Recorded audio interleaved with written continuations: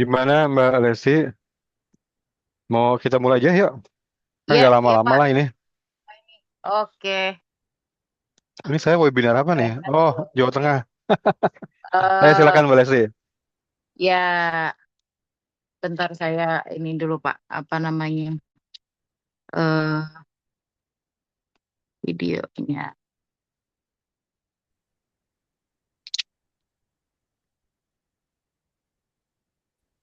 Buat kepentingan admin forum gitu ya. Monef, monef. Tapi absennya belum ada ya Mbak Lesti ya? Apa mau taruh di chat aja gitu ya? Chat tulis gitu ya. Silakan absen.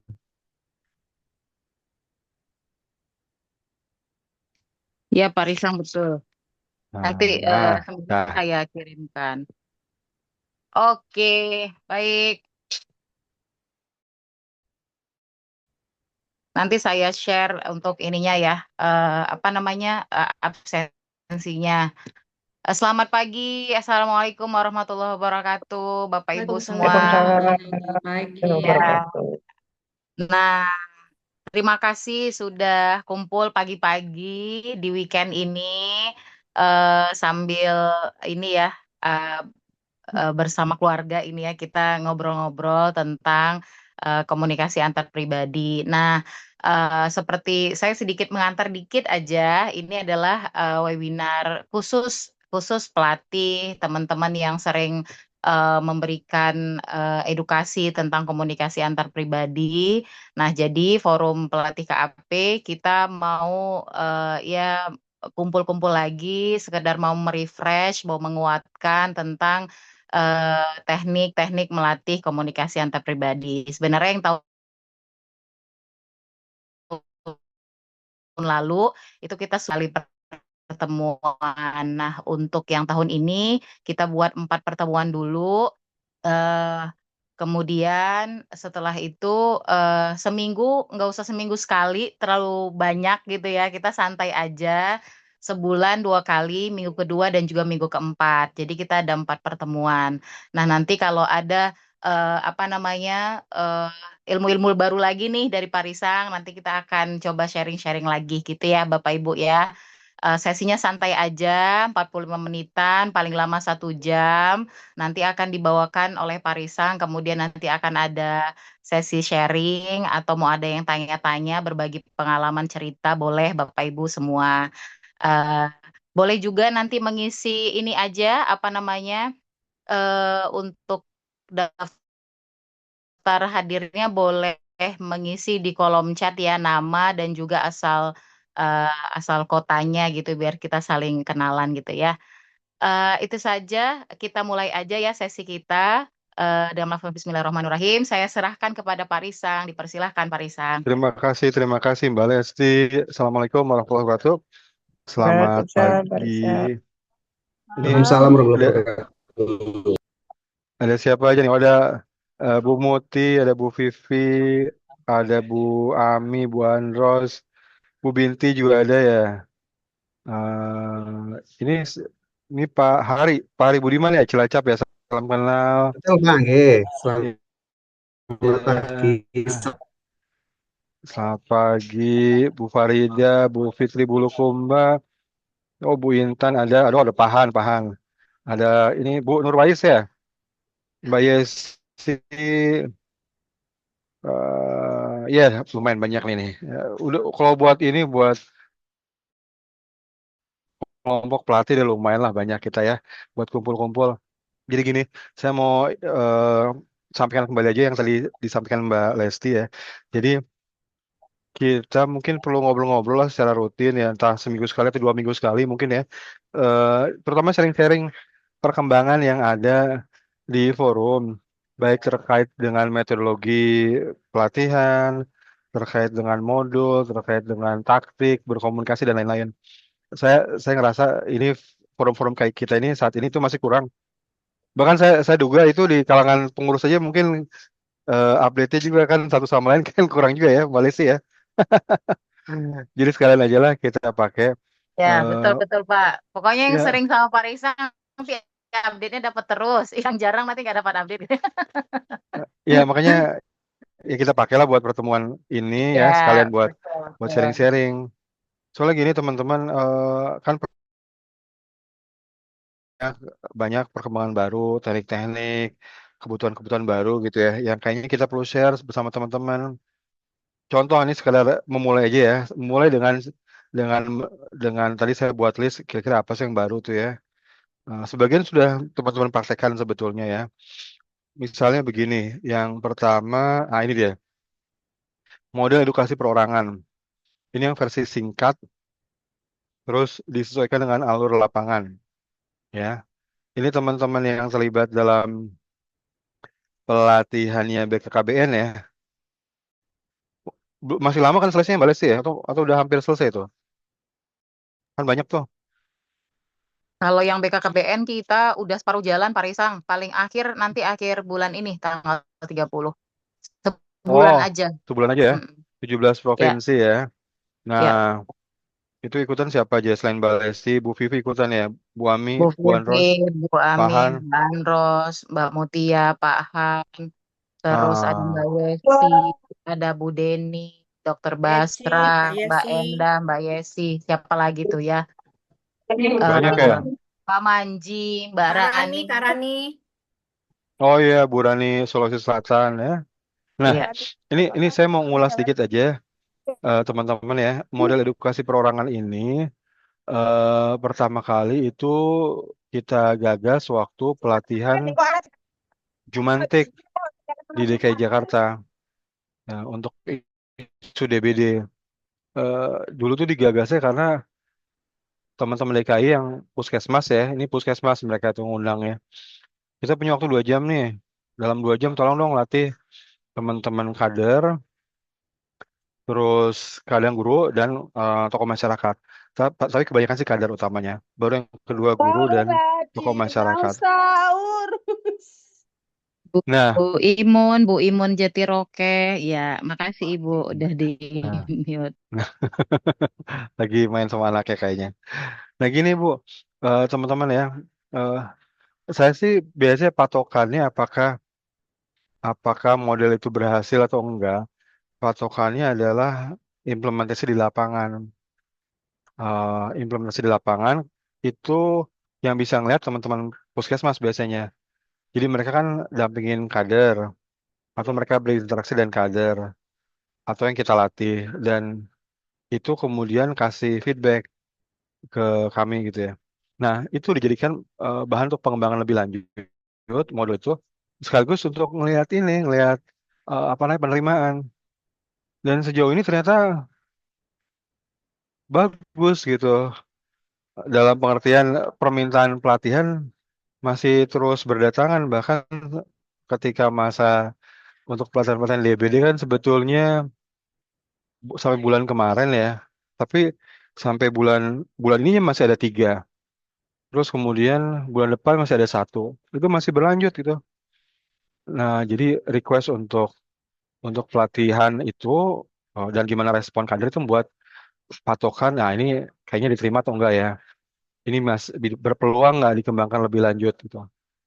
Nah, akhirnya itu yang jadi dasar untuk ngembangin model komunikasi dokumentik kan. Tapi itu adalah modul sebatas kognitif gitu ya. Oh paham, oh harus cerita gini, oh tekniknya begini. Tetapi urusan melatih kan, itu agak beda ya. Teman-teman mungkin yang sudah mengikuti pelatihan BKKBN tahu ya. Coba ini saya mau sharing sedikit ya buat teman-teman ya. Polanya seperti apa sih? Ini kami gunakan juga untuk itu kemudian teman-teman eh kader atau karena modelnya gini nih, modelnya gini, modelnya itu jadi nggak teknik-teknik yang terpisah gitu, tapi yaudah pertama tuh sebenarnya tugasnya edukator. Ini buat yang kunjungan rumah atau perorangan atau konseling apapun itu ya, itu ngobrol lah. Bu Jumantik yang ngurusin TBC, yang edukasi ibu hamil ya, dampingin ngobrol dulu gitu. Yang ngobrol Ada teknik-teknik dasarnya seperti menggunakan nama. Terus ada ngobrol yang pertama itu ngobrol yang disukai sama lawan bicara kan. Obrolan informal, di mana kita nggak usah khawatir topiknya apa, yang penting kita nyambung. Nyambungnya itu kata-kata dan non kata-kata. Jadi yang kuning sama merah itu udah cukup sebetulnya. Kita lihat di lapangan untuk urusan gizi buruk, nah, kita udah praktekkan di gizi buruk, DBD, sama yang sekarang lagi dicoba dikembangkan yang ibu hamil. Ini udah cukup sebetulnya. Tapi nanti kalau ada waktu lebih ya silakan cari simpul, persamaan, cari objek pujian dan sebagainya. Nah, ini jadi penting karena ternyata teman-teman itu suka fokus ke ini ya, ke pesan kesehatan tanpa ngobrol terlebih dahulu. Kalau ngobrol dulu, yang kata orang Barat bahasa basi gitu ya. Tapi kalau buat orang kita kan sebenarnya nggak mengakrabkan, memanaskan orang, supaya orang ngomong, supaya orang terbuka, sebagainya ya. Itu ternyata punya pengaruh besar ke penerimaan pesan kita nanti. Ini yang sekarang berjalan itu sedang uji coba modul untuk gizi buruk ya. Nah, teman-teman puskesmas itu kan ada timnya, tim asuhan gizi ya, tim asuhan gizi. Itu ada dokter, ada bu bidan, perawat, atau ada TPG gitu ya. Itu setelah dicoba-coba mereka bilang, oh iya ternyata nggak susah-susah amat kok ngajak ibu yang punya anak bermasalah gizi. Asal ngobrol dulu aja, ngobrol dulu, santai dulu aja. Ya. Jadi ini jadi satu model yang kemudian dikembangkan lebih lanjut juga untuk yang imunisasi ya. Jadi kemampuan ngobrol ya. Nah, ini satu dari sisi modul pelatihannya baru ada yang di imunisasi ya, tapi itu masih dalam bentuk PowerPoint ya, belum belum dalam bentuk apa namanya modul yang proper ya. Nah, terus ini buat teman-teman aja sekalian nanti kapan kita mungkin sekarang sih kita tunjukin aja sejumlah update yang ada. Nanti kalau teman-teman ada juga silahkan ya di share juga di forum ini. Cuma di forum tuh ada perkembangan KAP untuk gizi buruk yang kelihatannya bisa berkembang untuk urusan lainnya juga, stunting, terus gizi kurang. Ini suka buat apa namanya polling-polling sederhana kalau pelatihan sama kader. Setelah kita jelaskan bahwa topik kesehatan tuh ada yang sensitif, ada yang enggak. Yang sensitif tuh membuat orang bereaksi gitu. TBC, HIV, AIDS, contoh yang ekstrimnya gitu. Kalau yang tidak sensitif, itu artinya ya orang terima-terima aja lah. Kalau di edukasi ya, iya, iya, iya, iya, Bapak maksudnya nggak bereaksi lah. Misalnya cuci tangan pakai sabun, gosok gigi gitu ya, kan ini biasa-biasa aja lah gitu ya. Nah, terus saya buat polling ke mereka berdasarkan pengalaman lapangan, yang sensitif sekarang ini apa aja sih? Kalau buat kader posyandu yang kebanyakan ikutin pelatihan, itu gizi ternyata, gizi, stunting, gizi buruk ya, gizi kurang, itu sensitif ternyata. Ini yang mereka alami. Makanya sekarang kita mau, udah ada modulnya, modul untuk obat gizi atau RUTF. RUTF itu ready to use therapeutic feeding. Itu buat rawat jalan ya, buat gizi buruk rawat jalan. Kalau untuk rawat inap kan ada yang apa tuh F100 atau apa gitu ya. Atau kalau untuk yang gizi kayak ngurusin PMT pemulihan di Kemenkes, itu minta forum KP buat satu chapter untuk masalah PMT pemulihan, pemberian edukasinya. Nah, itu nanti akan dibuat uji cobanya di Jogja ya sama Mbak Mbak ini salah Mbak. Siapa siapa yang akan ini di forum Mbak. Mbak Endah, Pak. Oh, Mbak Endah ya, bukan Mbak Lisa. Sorry sorry saya lupa. Mbak Kemarin kita Endah. meetingnya. Mbak Endah yang akan uji coba tanggal berapa? 20 22 tuh. Uh,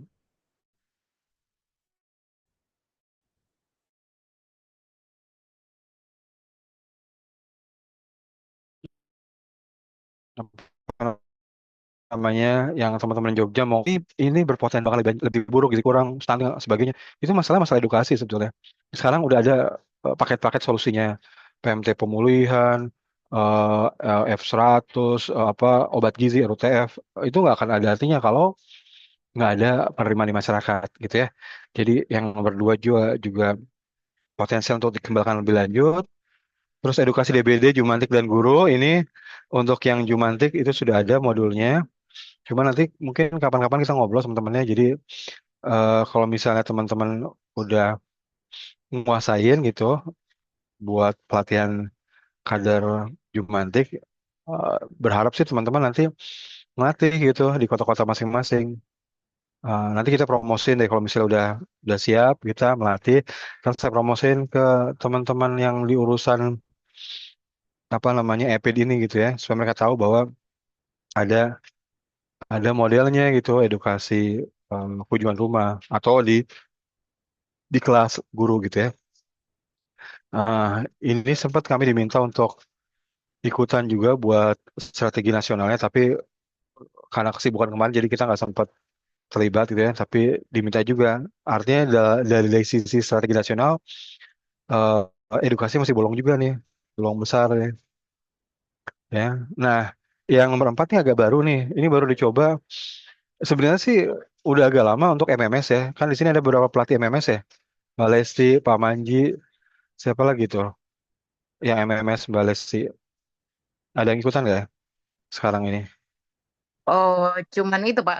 Kemarin Bu Vivi sempat ikut juga yang pelatihan komunikatornya yang Ya, waktu kita ke di Sleman Jogja. itu. Nah, ada Oh Bu iya iya Vivi iya, di Bu Vivi Jogja. ya. Oke Ya, oke oke. Ya. Nah, kalau untuk ibu hamil kan awalnya MMS. Terus dokter Basa pernah buat tuh yang kelas ibu hamil ya. Terus MMS juga masuk kelas ibu hamil. Nah, sambil itu kami itu pernah di yang ke Bu Bidan Jakarta. Terus coba-coba bersama teman-teman Poltekkes Kemenkes Bandung tapi yang di Bogor. Terus juga apa namanya pendamping ibu hamil. Kalau di Jakarta ada namanya kader PK ya, kader PK. Itu buat pendamping ibu hamil. Terus kita coba gitu model-model KAP, tapi yang berbasis nomor satu ini model edukasi perorangan. Uh, Kelihatannya cocok gitu untuk para pendamping. Dan kemudian secara konten, karena waktu itu kan nggak ada konten spesifik ya, ya palingan cuma tablet tambah darah, pemeriksaan kehamilan. Jadi nggak yang berat-berat. Tapi kemudian orang melihatnya loh, ini kayaknya bisa menyentuh urusan kesehatan mental, mental health ya. Di mana si ibu hamil itu banyak yang ngalamin stres macam kayak gitu. Apalagi di urusan apa ekonomi sekarang ya, keuangan keluarga goncang macam gitu.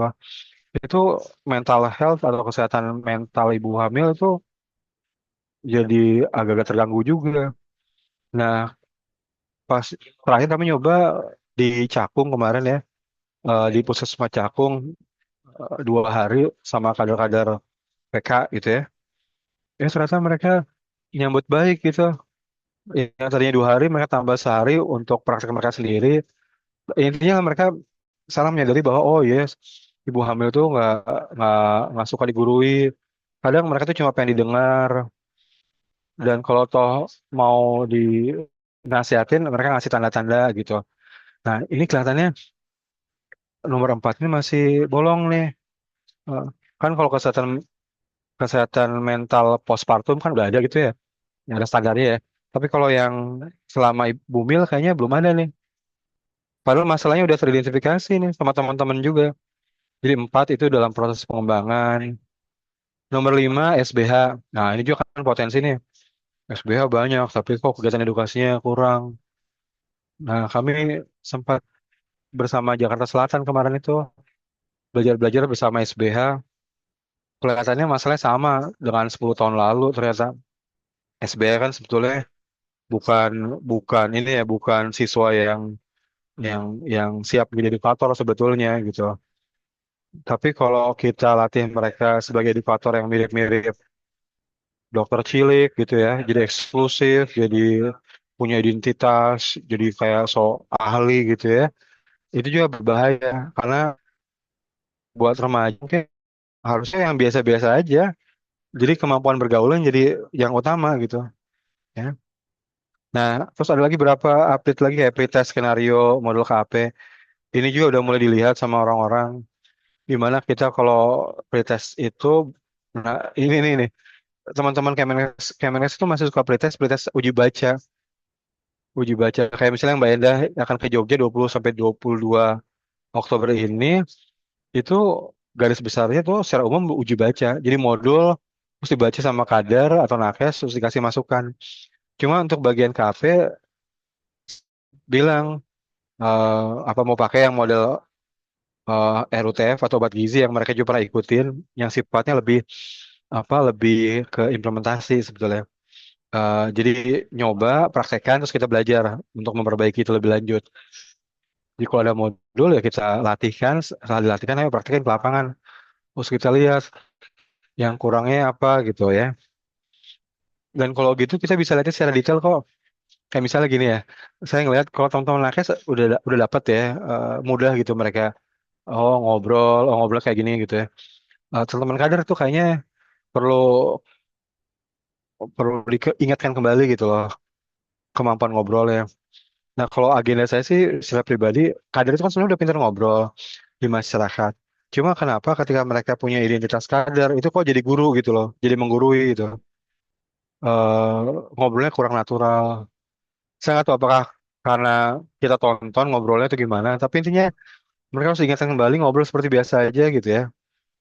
Kalau dalam KP itu kan modelnya gini ya, kalau kita mau kasih pesan, yang paling bagus itu situasi di mana orang tuh nanya, jadi gimana dong Bu Kader supaya timbangannya naik?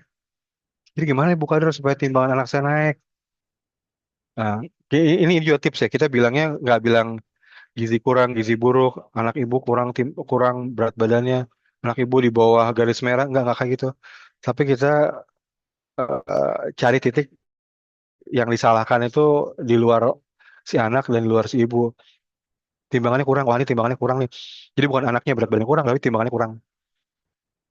Ya kan ada yang bilang gitu, eh, apa namanya, ada yang bilang, oh kalau gitu ntar disalahin timbangannya dong. Ntar ibu balita akan bilang, ya udah perbaiki aja timbangannya. Nah itu kan cara logika kita gitu ya. Kalau kita bilang timbangannya kurang, ntar logika orang ya perbaiki aja timbangannya. Tapi kalau di masyarakat sehari-hari orang ngerti kok, yang dimaksud timbangannya kurang berarti ya berat badan anaknya kurang. Cuma disampaikannya dengan cara yang tidak menyalahkan gitu ya. Nah, ini kalau yang itu kita pretestnya pakai sampai tahap kedua gitu. Jadi latihkan, kemudian di hari keduanya mereka pesertanya si teman-teman nakes sama kader mempraktekkan, terus kita observasi. Nah, teman-teman yang ngurusin panduan PMT pemulihan kebetulan ngeliat juga dan ngerasa, oh ya harusnya gini ya, harusnya seperti ini.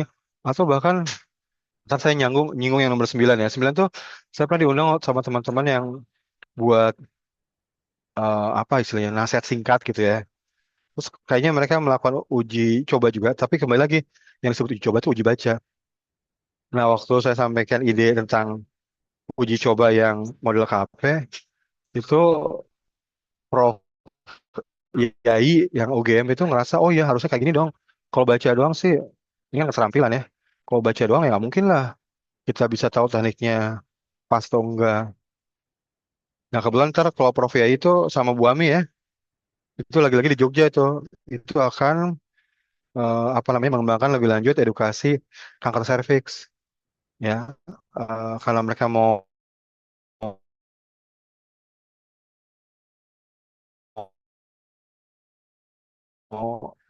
mau uji coba di umur ya. Nah, jadi nomor 6 juga kalau teman-teman tertarik kita bisa detailkan ini ya, supaya kita bisa paham kalau uji coba itu seperti apa sih model yang KP itu.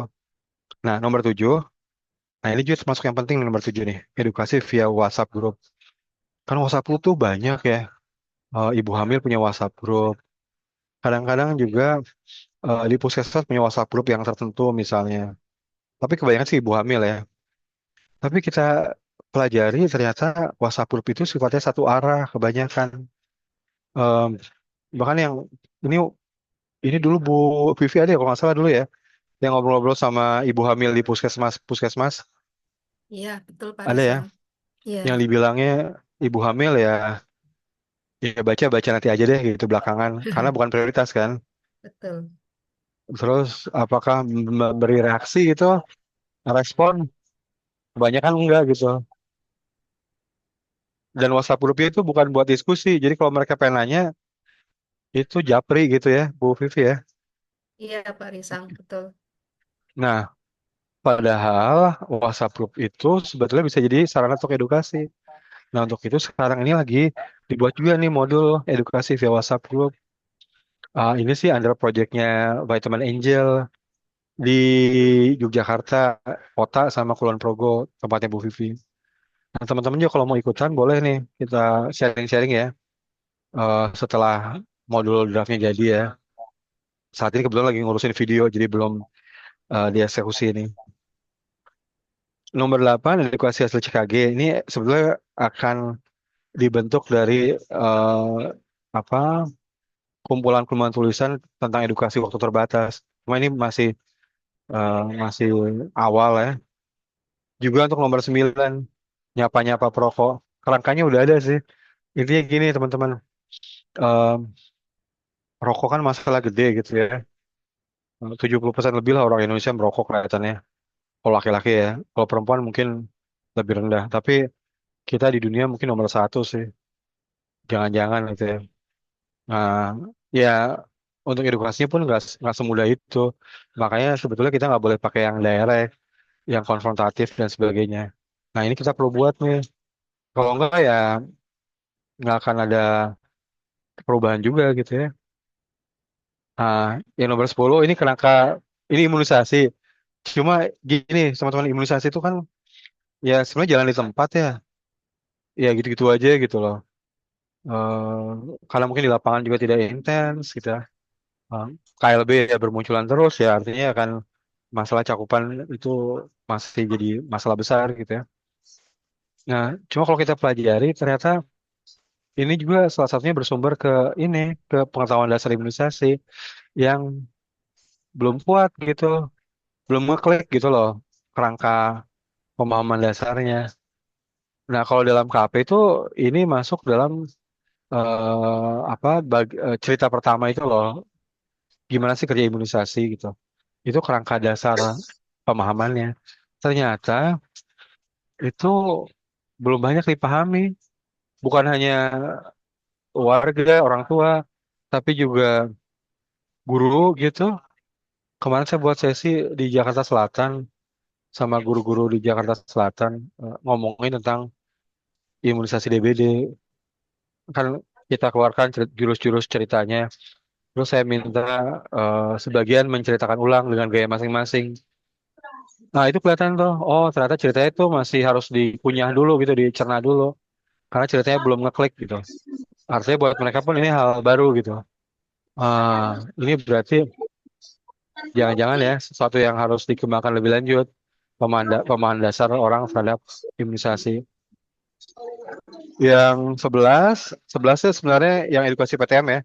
Ini menangani mispersepsi kalau penyakit kayak jantung, stroke itu penyakit yang dadakan gitu ya. Ini udah ada skenario-nya ya, tapi belum dibuat sebagai modul. Eh Kelihatan kalau di masyarakat kebutuhannya besar, baik edukasi kelompok maupun edukasi perorangan. Nah, dan yang terakhir nomor 12 ini sebenarnya mirip dengan TBC. Itu edukasi yang sifatnya melunturkan atau mengurangi norma di masyarakat ya. Nah, ini yang update. Tapi ini update secara topik ya. Sebenarnya sebenarnya selain ini ada update secara metodologi gitu ya, teknik. Tapi saya pikir ntar teman-teman bisa ikutin sambil jalan aja. Atau kalau mau buat sesi spesifik juga nggak apa-apa. Nanti sesuai request teman-teman aja. Nah, silakan teman-teman kalau mau ada yang mau komentar atau share, ini gimana nih? Apakah ke depan gitu kita buat sesi-sesi yang bahas ini gitu, atau teman-teman maunya langsung ke teknik-teknik melatih yang baru gitu, atau ngomongin teknik-teknik apa yang baru yang belum ada di modul atau gimana? Silakan silakan. Saya balikin ke Mbak Lesti ya, ya Mbak Lesti. Ya, makasih Pak Risang, Bapak Ibu. Nah, itu tadi udah ada ini ya, banyak topik nih. Jadi hari ini kita mau sharing-sharing dulu, kemudian masukan dari Bapak Ibu. Tadi ada topik yang update dari Pak Risang gitu ya. Mungkin juga ada kalau ada usulan juga dari Bapak Ibu topik yang mungkin belum masuk dari 12 tadi, boleh juga share gitu ya ke kita. Nah, yuk enaknya gimana nih kita berbagi saja, maksudnya kita saling memberi masukan saja. Enaknya mau tadi kita bahas satu persatu topiknya, artinya nanti Pak Risang bisa share skenario gimana gitu ya. Kalau kita kan kalau mau misalnya tentang edukasi CKG, nah ini skenarionya gimana nih, baik yang individu dan kelompok misalnya gitu. Nah, apa mau begitu atau mau mulai dari teknik-tekniknya gitu, teknik-teknik melatihnya. Silakan Bapak Ibu. Nah, Pak Risang di sini juga kan ada selain teman-teman nakes, ada teman-teman guru ya yang kemarin gabung di kegiatan Jaga Bersama Podcast Mas. Ada Pak Dini Hari, Bu Nurwais, ada dari Disdik Kota Makassar juga tuh ada Pak Fuad, Bu Fitri dari Dinkes Bulukumba. Nah, boleh nih Bapak Ibu kita share maunya gimana. Nah, banyak tuh yang bilang bahas satu persatu. Bahas satu-satu sesuai temanya tadi ya, Bapak Ibu ya. Kalau Mbak Andros tadi satu persatu dibahas gitu, biar bisa dipakai di lapangan. Bu Pak Dini Hari juga Pak Hari bahas satu persatu. Bu Deni satu persatu, Bu Binti satu persatu dibahas, Bu Vivi juga. Kalau Bu Vivi bisa bahas teknik-teknik setiap tema Pak Risang. Oh iya, berarti tetap per topik ya Bu Vivi ya, tapi lebih kepada teknik-tekniknya juga dikembangin ya, di share ke kita gitu ya. Ada lagi Bapak Ibu boleh bersuara boleh, nulis boleh. eh Bu Nurul Kolbi, nah kalau nggak salah tadi ada edukasi untuk remaja ya Mbak. Iya betul Bu, ada juga untuk yang remaja SBH gitu ya. eh Bahas kalau Bu Mbak Yesi bahas teknik supaya kader lebih natural dalam ngobrol dengan masyarakat. Nah, ada juga tuh Pak teknik komunikasinya. Atau ada lagi kah kira-kira?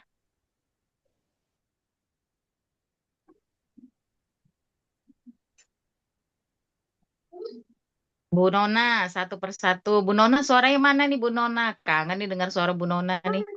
Assalamualaikum, Mbak Lesti dan teman-teman, Mas Risang. Apa Waalaikumsalam. kabar Bu Nona? Waalaikumsalam.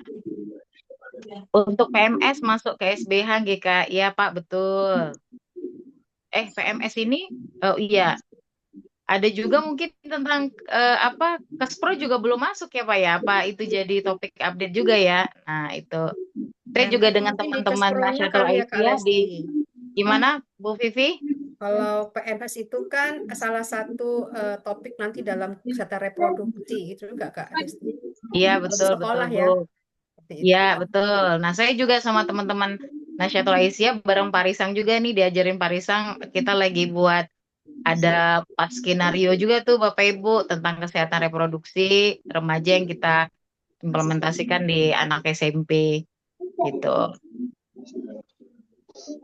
Oke, ada lagi ya Bapak Ibu. Jadi lebih banyak nih Parisang bahas per topik, tapi di per topik itu harapannya juga nanti ada teknik-teknik komunikasinya juga, baik secara yang individu mungkin yang lebih natural, tadi masukan Mbak Yesi, dan masukan Bu Vivi juga teknik-teknik komunikasinya gitu. Iya iya Mbak Lesti, terima kasih teman-teman ya untuk masukannya. Apa namanya?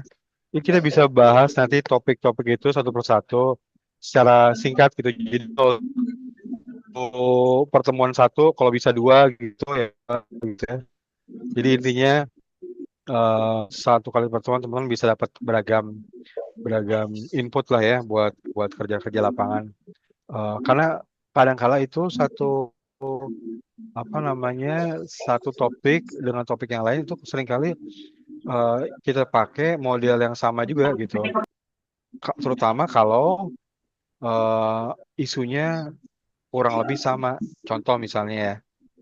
Nah, kalau teman-teman baca apa newsletter ya, kan kita pernah nulis tuh model yang FASET itu strategi pesan untuk mengurangi stigma.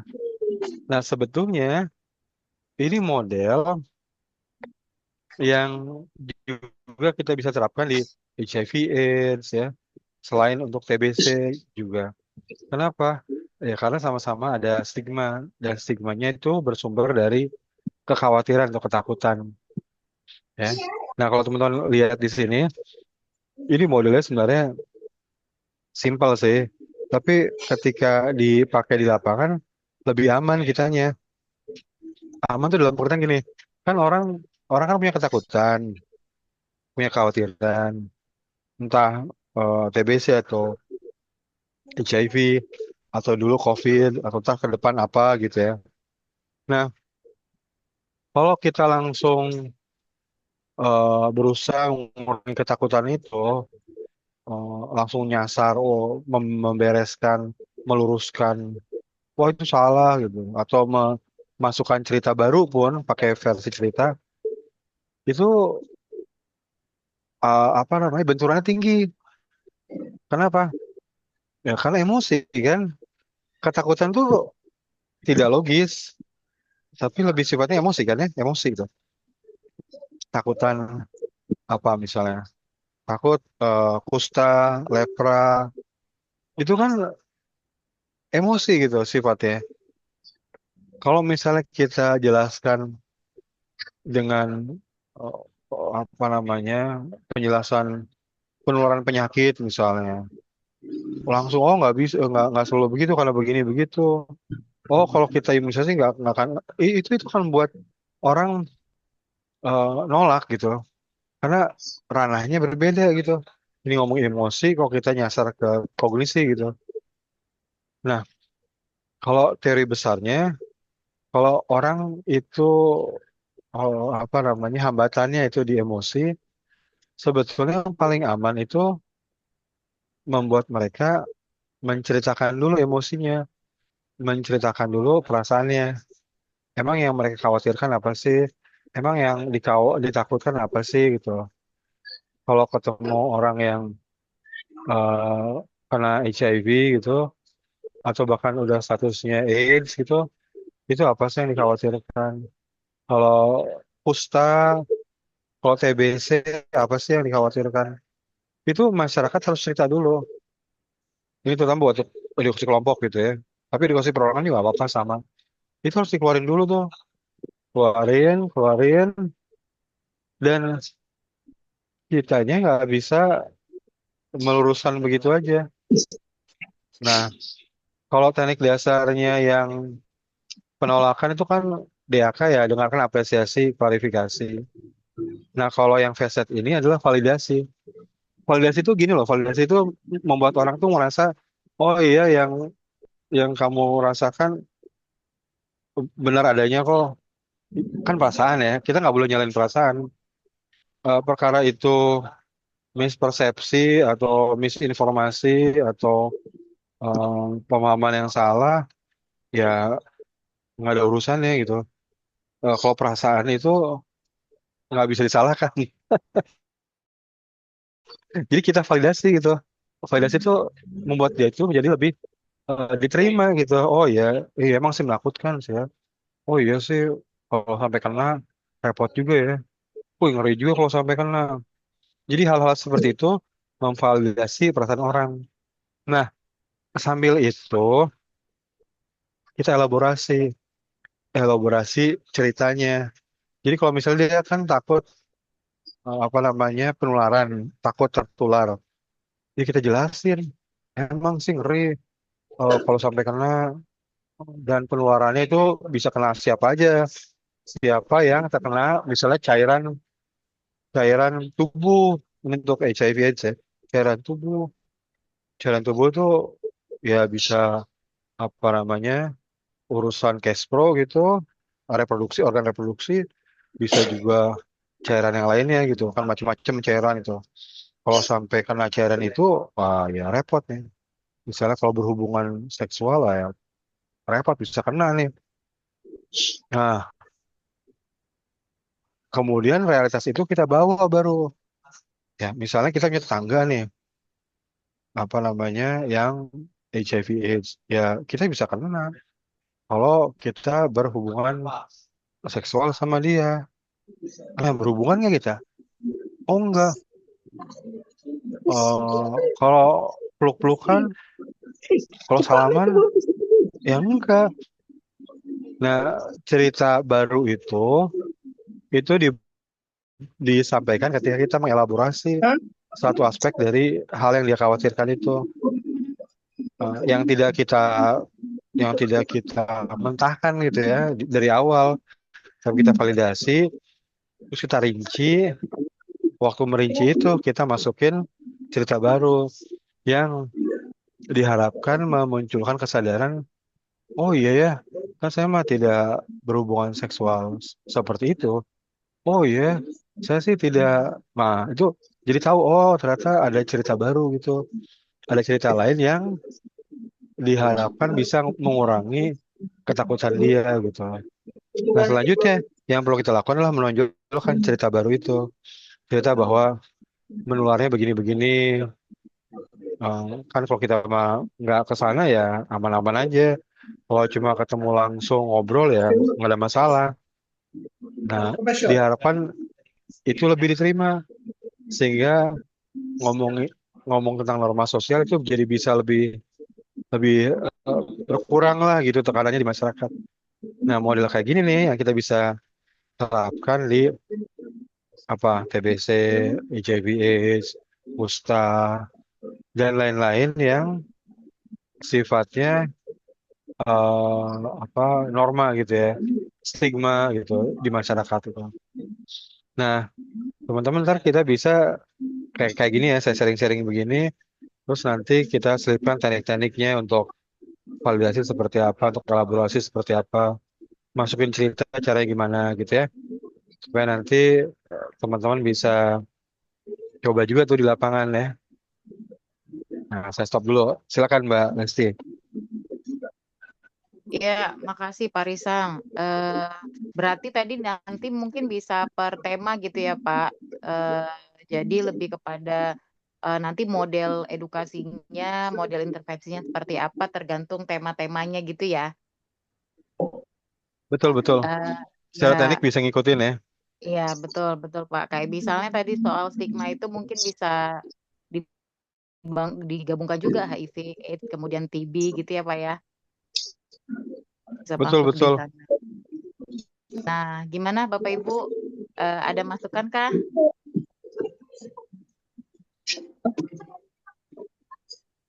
Atau ada hal lain gitu yang mungkin mau di-sharingkan ke kita atau di apa namanya ada topik-topik lain di luar itu tadi yang mungkin perlu kita bahas juga gitu ya. Silakan, silakan.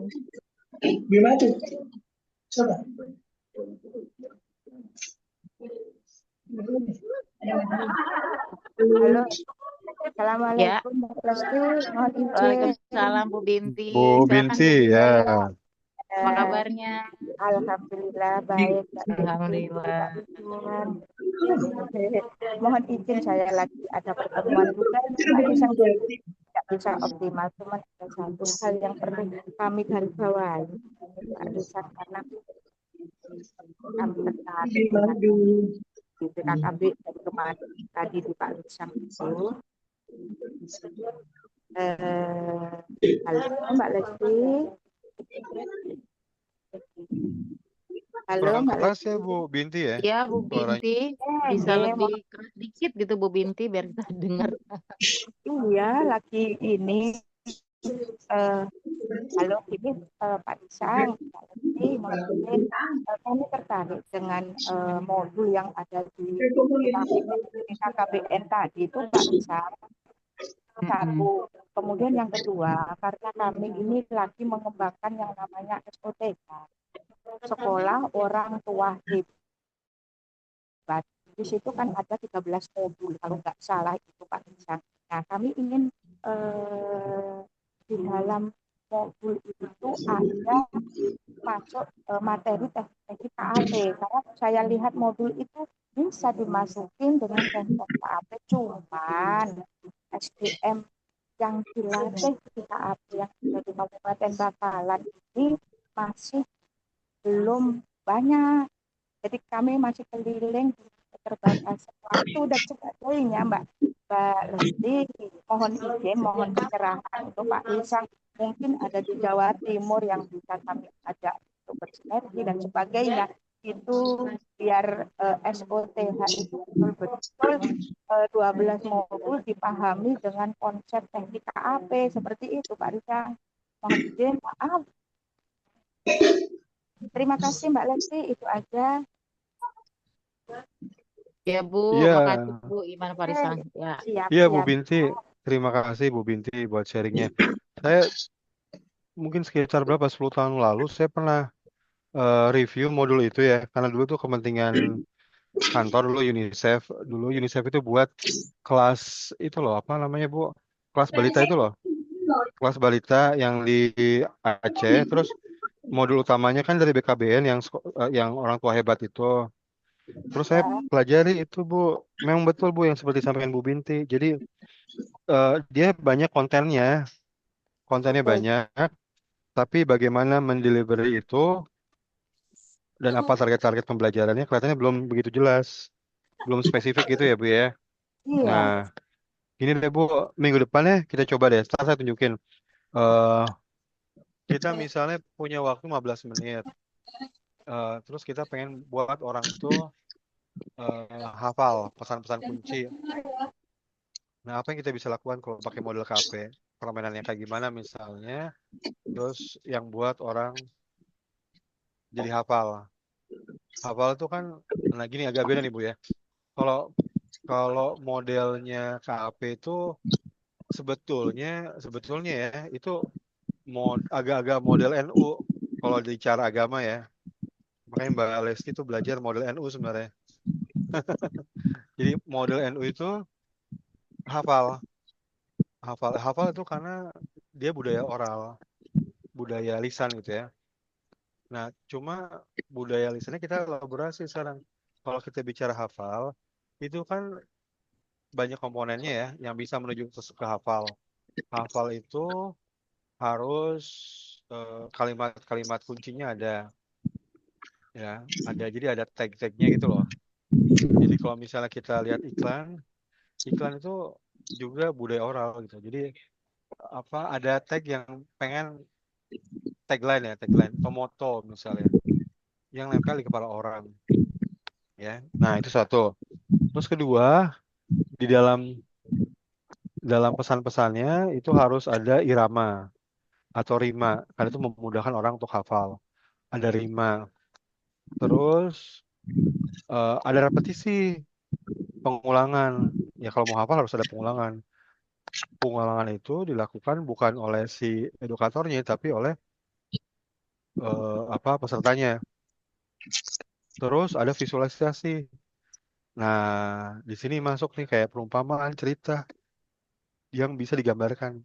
Jadi visualisasi model KAP itu visualisasi di dalam benak di kepala orang, bukan visualisasi yang bentuknya gambar gitu ditunjukin gambar, tapi yang bisa dibayangkan di dalam benak masing-masing. Nah, yang kelima, karena ini adalah budaya oral, maka harus bisa orang yang belajar itu mengobrolkannya. Maka di situ masuklah pemahaman. Jadi pemahaman itu bagian dari hafal secara sosial, secara oral, sosial.